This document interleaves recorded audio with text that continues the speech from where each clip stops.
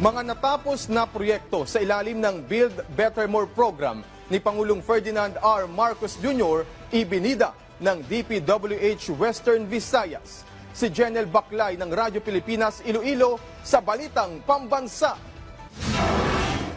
Umabot na sa 78.30 kilometers na farm-to-market road ang nakumpleto ng Department of Public Works and Highways o DPWH Region 6 mula noong 2022 hanggang nitong 2024 sa Western Visayas. Habang ang mga napagawang kalsada ng kagawaran pumalo na sa 218.2 kilometers at 122 kilometers ang sinailalim sa rehabilitasyon.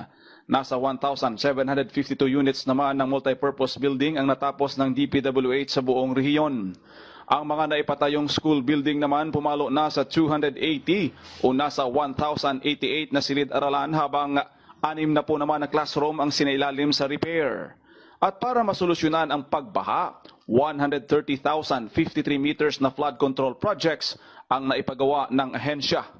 Ayon kay DPWH 6 Director Engineer Sunny Boy Oropel, nagpapakita lamang ito na hindi tumitigil ang kagawaran sa pagsasakatuparan ng mga pangunahing proyekto sa mga mamamayan sa ilalim ng Build Better More program ng administrasyon ni Pangulong Ferdinand Marcos Jr. Mula Radyo Pilipinas Iloilo, Jenel Baclay para sa Balitang Pambansa.